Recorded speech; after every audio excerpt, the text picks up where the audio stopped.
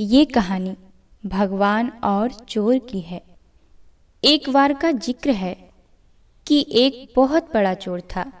जब वह मरने लगा तो उसने अपने बेटे को बुलाकर नसीहत दी कि अगर तुझे चोरी करनी है तो किसी गुरुद्वारा, धर्मशाला या धर्म स्थान में ना जाना, बल्कि इनसे दूर ही रहना।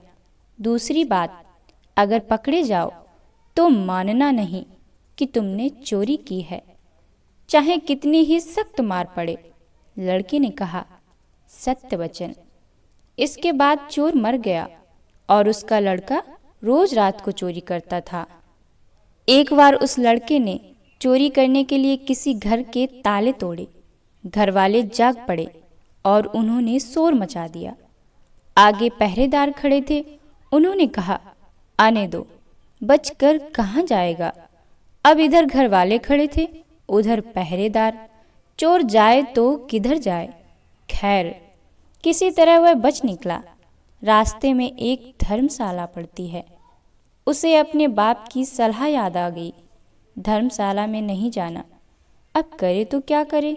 आखिर यह सोचकर कि मौका देखना चाहिए, वह धर्मशाला में चला गया। बाप का आज्ञाकारी बेटा था।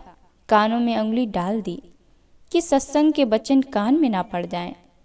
अब मन आखिर अड़ियल घोड़ा होता है, इसे जिधर से मोड़ो उधर ही जाता है।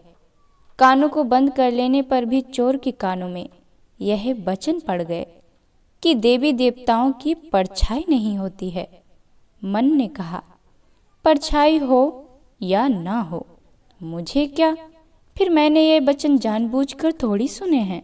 घर वाले और पहरेदार पीछे लगे हुए थे। किसी ने बताया कि चोर धर्मशाला में है।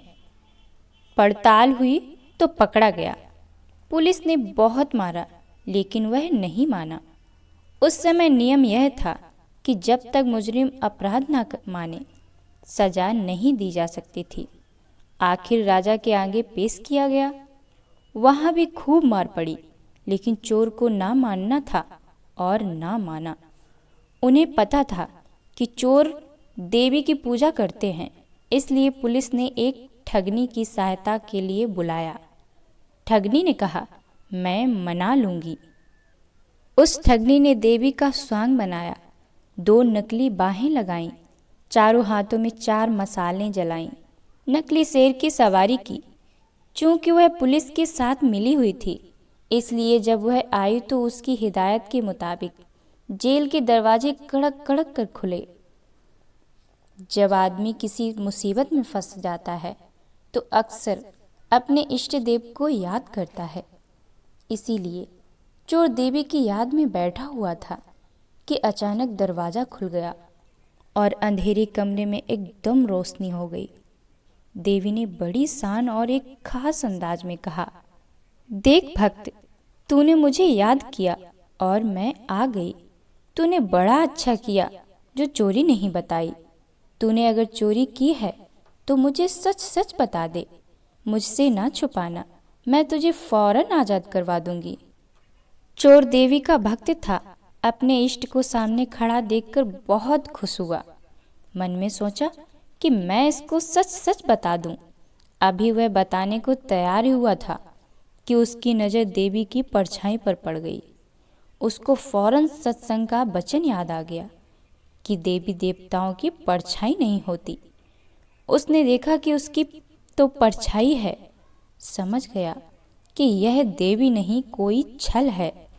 यह सोचकर वह सच सच कहते कहते रुक गया और बोला, माँ, मैंने कोई चोरी नहीं की। अगर मैंने चोरी की होती तो क्या आपको पता ना होता।